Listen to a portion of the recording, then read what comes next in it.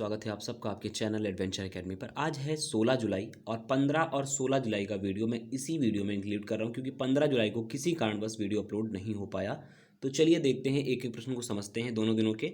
पहला प्रश्न है कि जुलाई 2020 में ईरान ने भारत को चाबहार रेल परियोजना से बाहर करने की घोषणा कर दी है। भारत और ईरान द्वारा किस वर्ष इस परियोजना के लिए समझौता किया गया है? अर्थात ईरान ने भारत को चाबहार रेल प्रोजेक्ट से बाहर कर दिया है। तो ये किस वर्ष दोनों के बीच समझौता हुआ जो आज ईरान ने पृथक कर दिया है? तो ये समझौता हुआ था 2016 को। 2016 को नरेंद्र मोदी और ईरान की सरकार के साथ में समझौता होता है कि भारत और साथ साथ अगर मैं आपको बाकायदा मानचित्र के माध्यम से समझा सकूँ तो ज़्यादा बेहतर रहेगा। ये है ईरान का ग्वादर पोर्ट, जिसके लिए भारत ने भरपूर पैसा लगाया हुआ है क्योंकि यहाँ से जो इस क्षेत्र से जो भी क्षेत्र से रहेगा व्यापार सीधा समुद्र मार्ग से सीधा संभावित हो सके। इसके लिए जो जाहेदान आप देख रहे हैं यहाँ पर, इन्हीं के बीच में, इस दोनों के बीच में चाबहार पोर्ट और जाहेदान के लिए 628 किलोमीटर की जो कुल दूरी है, इसी के लिए रेल लिंक परियोजना के लिए एक समझौता हुआ था। लेकिन भारत ने पर्याप्त समय पर फंड व्यवस्था उपलब्ध न करा करके ईरान ने यहाँ से पल्ला झाड़ दिया है। अब इसी प्रोजेक्ट को $400 मिलियन दे करके चाइना क्या करेगा? पूरा कराएगा। जाहिर सी बात है, आसपास चाबहार के पोर्ट के जो बिल्डिंग, जो आपकी जो फैक्ट्रीज या कंपनीज होंगी, उनको सीधा लाभ कौन लेगा? चाइना अब उठा पाएगा। और आपको जो जाहेदान दिख रहा है, इसके लिए इंपॉर्टेंट बात यह है कि जाहेदान एक ऐसा स्थान है जहाँ पर 41 किलोमीटर का क्षेत्र, यानी कि 41 किलोमीटर का जो क्षेत्र है वो ईरान, अफगानिस्तान और पाकिस्तान के जैसे क्षेत्रों को शामिल करता है, यानी कि 3 देशों की सीमाएं वहाँ पर साझा होती हैं। तो अब आई होप आपको पता चल पाएगा कि जाहेदान और चाबहार रेल लिंक प्रोजेक्ट जो चालू किया गया था वो 2016 में प्रारंभ किया गया था। टोटल अगर डिस्टेंस की बात करें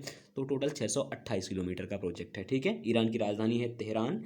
तो आई होप आपको ये प्रश्न आपको क्लियर भी हो गया होगा। दूसरा प्रश्न है कि जुलाई यानी कि 6 जुलाई 2020 को किस राज्य ने प्राइवेट कंपनियों में, या ध्यान रखिएगा, प्राइवेट कंपनियों में 75% स्थानीय युवाओं को नौकरी देने के लिए निर्णय ले लिया है? यानी कि अब जो 75% व्यक्ति होंगे, जो प्राइवेट कंपनियां होंगी, उनमें वहाँ कौन काम करेगा? 75% व्यक्ति करेंगे हरियाणा सरकार के लोग। तो हरियाणा सरकार ने निर्णय लिया है कि 75% जो युवा होगा प्राइवेट कंपनी में राज्य में, उसी का हिस्सा होना चाहिए। ठीक है, क्यों? क्योंकि कहीं ना कहीं बेरोजगारी दर को सुधार करने के लिए, कोविड-19 के जो प्रभाव पड़ा है, बेरोजगारी जो छाई हुई है, उसको कम करने के लिए। ठीक है, एक पुस्तक है, इंपॉर्टेंट है अगले प्रश्न को रूप में, कि his holiness the 14th Dalai Lama an illustrated biography. इस बायोग्राफी के लेखक पूछा है, मैं दोबारा दोहरा दूं आपको, his holiness the 14th Dalai Lama an illustrated biography. इस पुस्तक के लेखक कौन है? तो इस पुस्तक के लेखक हैं, 40 वर्ष तक इनके सलाहकार रहे, इनका नाम है तेंजिंग ग्याचे तेथोंग। इन्होंने इस किताब को लिखा हुआ है। तो याद रखिएगा, ये 40 वर्षों से इन्हीं के एक सहायक के रूप में काम कर रहे हैं दलाई लामा जी के। दलाई लामा 14वें दलाई लामा हैं ये वर्तमान में, जो कि हिमाचल प्रदेश के धर्मशाला में रहते हैं। अगर मैं थोड़ी सी पूर्वी बात करूं तो 1959 में, 1959 में, जब ये मात्र 23 वर्ष के थे, तब ये भारत आ गए थे और इनके विशेष शांति कार्यों के कारण ही इन्हें 1989 में शांति के नोबेल पुरस्कार से भी सम्मानित किया गया था। तो ये कुछ फैक्ट की बात हो गई। अब एक इंपॉर्टेंट और है कि इनका पूरा नाम क्या है। दलाई लामा तो हम जानते हैं, वो तो एक दलाई लामा एक पदवी एक तरीके से है जो कि पूरी दुनिया में बौद्धों के गुरु के रूप में जाने जाते हैं। तो तेंजिन ग्यात्सो, तेंजिन, मैं लिख दे रहा हूँ जिससे कि आपको बाकायदा पूरा क्लियर हो पाए, तेंजिन ग्यात्सो इनका मूल नाम है। तो पूरा नाम अगर कभी पूछे आपसे कि, तो ग्यात्सो ये पूरा नाम है इनका, दलाई लामा जी का। ठीक है, तो आपको यहाँ से क्लियर हो जाएगा कि तेंजिंग ग्याचे तेथोंग इनके 40 वर्ष के सलाहकार हैं। तो यही इनकी क्या करेंगे, एक तरीके से बायोग्राफी को लिखेंगे। ठीक है, अगला प्रश्न है कि 10 से 26 जुलाई 2020 तक राष्ट्रीय राजधानी में वायु प्रदूषण को कम करने के लिए संचालित किए जाने वाले एक बहुत बड़ा प्रोजेक्ट है, मेगा प्रोजेक्ट है, वृक्षारोपण अभियान पौधे लगाओ पर्यावरण बचाओ के लिए कितने पौधे लगाए जाएंगे? तो इसके लिए जो प्रोजेक्ट के लिए पौधे लगाए जाएंगे वो 31 लाख पौधे लगाए जाएंगे। नेशनल हाईवे नंबर 20 NH20 के आसपास के जो एरियाज होंगे उन्हें कवर किया जाएगा। उसमें 31 लाख पौधे टोटल लगाए जाएंगे, पौधे लगाओ पर्यावरण बचाओ योजना के तहत या स्कीम के तहत। ठीक है, ये दिल्ली में लगाए जाएंगे। तो ये बात आपको यहाँ से याद रखनी है। अगला क्वेश्चन है कि 11 जुलाई 2020 के मध्य वर्चुअल सम्मेलन इंडिया ग्लोबल वीक 2020 का आयोजन किया जा रहा है। इसका आयोजन यूके में किया जा रहा है, याद रखिएगा।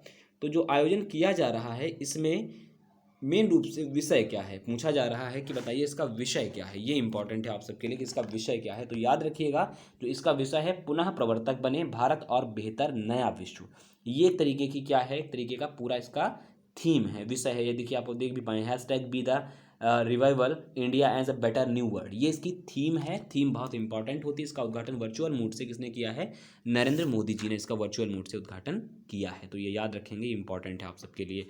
और साथ साथ एक बात और आप याद रखिएगा कि यहाँ 30 देशों के, डिफरेंट 30 कंट्रीज कि 5,000 प्रतिभागी इसमें पार्टिसिपेट करेंगे। याद रखिएगा, ब्रिटेन में इसका, सॉरी यूके में कह सकूँगा, ब्रिटेन में इसका आयोजन किया जाएगा। ठीक है, यूके के ब्रिटेन में। अगले प्रश्न की ओर चलता हूँ। तो अगला प्रश्न हमारा कहता है कि रोको टोको अभियान किसने प्रारंभ किया है? तो रोको टोको अभियान जो शुरू किया है वो मध्य प्रदेश सरकार ने शुरू किया है। कोई भी व्यक्ति बिना मास्क के अगर पकड़ा जाता है तो 20 रुपये नगद लेकर के उसे मास्क व्यवस्था प्रोवाइड कराई जाएगी, यानी मास्क तुरंत नगद दिया जाएगा। तो रोको टोको अभियान मध्य प्रदेश ने शुरू किया है। मध्य प्रदेश में वर्तमान में आनंदीबेन पटेल, जो वर्तमान में उत्तर प्रदेश की गवर्नर हैं, वो अतिरिक्त प्रभार संभाले हुए हैं। तो याद रखिएगा, ये नया क्वेश्चन थोड़ा आपके लिए था। अगला है कि नेशनल इंटेलिजेंस ग्रिड देश में कितने पुलिस स्टेशनों के एक साथ लिंक करेगी? तो याद रखिएगा, जो ये आपका नेशनल इंटेलिजेंस ग्रिड है, ये देश के 14,000 पुलिस स्टेशन ऐसे होंगे जिनको कवर करेगी, यानी कि उन्हें एक ही लिंक में पिरोएगी। लाभ क्या होगा इससे? जैसे कि कोई भी अगर पुलिस स्टेशन होता है तो वहाँ पर हर दूसरे थाने की रिपोर्ट भी अवेलेबल रहेंगी, चाहे वो चोरी की हो, चाहे वो अन्य विषयों की हो। तो सारी रिपोर्ट कहीं ना कहीं ऑनलाइन या डिजिटल मोड में अवेलेबल रहेंगी। इसके लिए नेटग्रिड, इसे नेटग्रिड भी कहते हैं, तो नेटग्रिड ने एक समझौता किया हुआ है। नेटग्रिड ये व्यवस्था प्रोवाइड कराएगा। और नेटग्रिड ये वही है जो 26/11 में हमले के बाद अस्तित्व में आई और आज देश की बहुत ही खुफिया जो एजेंसियां हैं 10, जो खुफिया तौर पे डेटा जुटाती हैं, जैसे रा हो गया, आईबी हो गया, सीबीआई हो गया या इनकम टैक्स हो गया, ऐसी 10 एजेंसियों को डेटा प्रोवाइड कराता है अलग अलग तरीके से नेटग्रिड। ठीक है, तो 14,000 थाने को लिंक किया जाएगा। पोलैंड के नए राष्ट्रपति कौन बन गए हैं? तो पोलैंड के नए राष्ट्रपति जो बन गए हैं उनका नाम है, आपको बताता हूँ, वो हैं एंड्रेज दूडा। माफ करें, एंड्रेज दूडा वर्तमान में पोलैंड के नए राष्ट्रपति के रूप में शपथ लिए इन्होंने। वारसा यहाँ की राजधानी है, याद रखिएगा, वारसा यहाँ की कैपिटल है पोलैंड की। ठीक है, ध्यान रखें इस बात को लेकर के। अब कुछ इंपॉर्टेंट क्वेश्चन जो आपको मैंने पूछे थे कि देश की सबसे बड़ी तितली कौन है जो भी हाल ही में उत्तराखंड में पाई गई? तो गोल्डन बर्डविंग। अगर आपने अब तक नहीं देखी है तो ये मैंने चित्र इसीलिए इंक्लूड कर दिया कि आप चित्र भी समझ पाएँ कि कौन है मछली, सॉरी तितली। हाल ही में रूबेला और मीजल से पृथक होने वाले देश कौन है? तो श्रीलंका और मालदीव 2 देश ऐसे हो गए हैं जो इन्होंने तय वर्ष WHO ने 2023 तय किया था, इससे पहले ही इन्होंने क्या कर दिया है, रूबेला और मीजल से पृथक हो गए हैं, यानी कि अलग हो गए हैं, मुक्त कर लिया है अपने आप को। तो श्रीलंका और मालदीव। ठीक है, तय वक्त था 2023। WHO ने हाल ही में पृथक होने की घोषणा करी अमेरिका ने कहा कि कोविड-19 की सचेत जानकारी हमको नहीं दी गई, इसीलिए हम यहाँ से पृथक होते हैं, यानी कि अलग होते हैं। आज के क्वेश्चन है, छत्तीसगढ़ राज्य के मुख्य न्यायाधीश कौन है? ये इंपॉर्टेंट क्वेश्चन है, आप लोगों के लिए याद रखें। ई लोक अदालत प्रारंभ करने वाला छत्तीसगढ़ भारत का पहला राज्य हुआ है। हाल ही में किस फिल्म को दादा साहब फाल्के पुरस्कार दिया गया? तो ये दूसरा प्रश्न है। तीसरा है, मलाला दिवस कब मनाया गया? ये तीसरा प्रश्न है। आई होप आप उत्तर करेंगे। कैसा लगा वीडियो सेशन जरूर बताइएगा। वीडियो अगर अच्छा लगे तो लाइक करें, शेयर करें, कमेंट करें और चैनल को सब्सक्राइब करना ना भूलें। बने रहे हमारे साथ। नमस्कार।